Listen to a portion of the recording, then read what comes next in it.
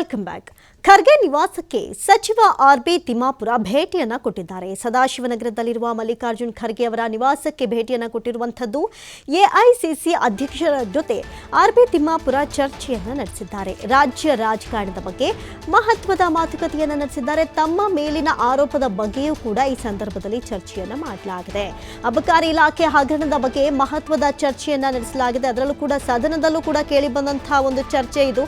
ಸದನದಲ್ಲೂ ಕೂಡ ಆರ್.ಬಿ. ತಿಮ್ಮಾಪುರ ರಾಜೀನಾಮೆಯನ್ನ ಕೊಡಬೇಕು, ಅವ್ರನ್ನ ಸಸ್ಪೆಂಡ್ ಮಾಡಬೇಕು, ಅತಿ ದೊಡ್ಡ ಹಗರಣ, ಬಹಳಷ್ಟು 75 ಲಕ್ಷ ಲಂಚ, ಹೀಗೆ ಎಲ್ಲಾ ವಿಚಾರಗಳ ಕುರಿತು ಸದನದಲ್ಲೂ ಕೂಡ ಬಹಳಷ್ಟು ಚರ್ಚೆ ನಡೀತಲ್ಲ. ಈ ವಿಚಾರಕ್ಕೆ ಸಂಬಂಧಪಟ್ಟಂತೂ ಕೂಡ ಇವತ್ತು ಮನೆಯಲ್ಲಿ ಮೀಟ್ ಮಾಡಿದಂತಹ ಸಂದರ್ಭದಲ್ಲಿ ಮಾತುಕತೆಯನ್ನ ನಡೆಸಿದ್ದಾರೆ. ಖರ್ಗೆ ನಿವಾಸಕ್ಕೆ ಸಚಿವ ಆರ್.ಬಿ. ತಿಮ್ಮಾಪುರ ಭೇಟಿಯನ್ನ ಕೊಟ್ಟಿದ್ದು, ಬೆಂಗಳೂರಿನ ಸದಾಶಿವನಗರದಲ್ಲಿರುವ ಮಲ್ಲಿಕಾರ್ಜುನ್ ಖರ್ಗೆ ಅವರ ನಿವಾಸಕ್ಕೆ ಭೇಟಿಯನ್ನ ಕೊಟ್ಟಿದ್ದಾರೆ. ಎಐಸಿಸಿ ಅಧ್ಯಕ್ಷರ ಜೊತೆ ಸುದೀರ್ಘವಾದಂತಹ ಚರ್ಚೆಯನ್ನ ನಡೆಸಿದ್ದಾರೆ. ಈ ಒಂದು ಚರ್ಚೆಯ ಸಮಯದಲ್ಲಿ ರಾಜ್ಯ ರಾಜಕಾರಣದ ಬಗ್ಗೆ ಮಾತುಕತೆ ಹಾಗೂ ತಮ್ಮ ಮೇಲಿನ ಅತಿದೊಡ್ಡ ಆರೋಪದ ಬಗ್ಗೆ ಕೂಡ ಚರ್ಚೆಯನ್ನ ನಡೆಸಿದ್ದಾರೆ. ಇನ್ನು ಸದನದಲ್ಲೂ ಚರ್ಚೆಗೆ ಒಳಪಟ್ಟಂತಹ ಅಬಕಾರಿ ಇಲಾಖೆ ಹಗರಣದ ಬಗ್ಗೆ ಕೂಡ ಈ ಸಂದರ್ಭದಲ್ಲಿ ಮಹತ್ವದ ಚರ್ಚೆಯನ್ನ ಮಾಡಿದ್ದಾರೆ ಅಂತ ಹೇಳಲಾಗ್ತಾ ಇದೆ.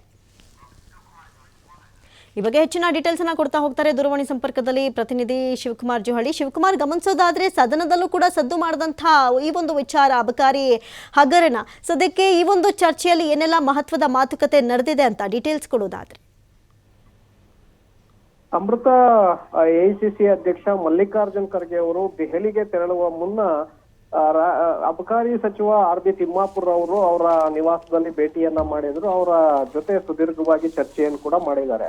ರಾಜ್ಯ ರಾಜಕಾರಣಕ್ಕೆ ಸಂಬಂಧಪಟ್ಟಂತೆ ಅವರ ಜೊತೆ ಚರ್ಚೆಯನ್ನ ಮಾಡಿದ್ರೆ, ಮತ್ತೊಂದು ಕಡೆ ಅಬಕಾರಿ ಇಲಾಖೆಯಲ್ಲಿ ನಡೆದಿದೆ ಅನ್ನುವಂತಹ ಹಗರಣ ಏನಿತ್ತು ಇದ್ರ ಬಗ್ಗೆ ಕೂಡ ಅವರು ಮಾಹಿತಿಯನ್ನ ಕೊಟ್ಟಿದ್ದಾರೆ.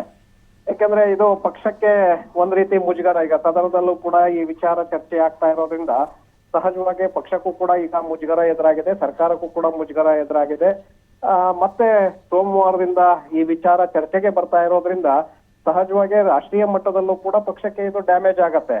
ಆ ಕಾರಣಕ್ಕೆ ಇದರಲ್ಲಿ ತಮ್ಮ ಪಾತ್ರವೇನೂ ಇಲ್ಲ ಅನ್ನುವಂತ ವಿಚಾರವನ್ನ ಎಐಸಿಸಿ ಅಧ್ಯಕ್ಷರ ಮುಂದೆ ತಿಮ್ಮಾಪುರ್ ಅವರು ಇಟ್ಟಿದ್ದಾರೆ ಅನ್ನುವಂತ ಮಾಹಿತಿಗಳಿದೆ. ಹಾಗಾಗಿ ಖರ್ಗೆ ಅವರ ಜೊತೆ ನಮ್ಮದು ಇಲಾಖೆಯಲ್ಲಿ ಯಾವುದೇ ರೀತಿಯಾದಂತ ತಪ್ಪನ್ನ ಮಾಡಿಲ್ಲ, ಅಧಿಕಾರಿಗಳು ಮಾಡಿರುವಂತ ವಿಚಾರ, ಆದ್ರೆ ನಮ್ಮನ್ನ ಈ ಷಡ್ಯಂತ್ರದಲ್ಲಿ ಸಿಲುಕಿಸುವಂತ ಒಂದು ಪ್ರಯತ್ನಗಳನ್ನ ಮಾಡ್ಲಾಗ್ತಾ ಇದೆ ಅನ್ನುವಂತ ಮಾಹಿತಿಯನ್ನ ಖರ್ಗೆ ಅವರಿಗೆ ಕೊಟ್ಟಿದ್ದಾರೆ ಅನ್ನುವಂತ ಮಾಹಿತಿಗಳಿದೆ.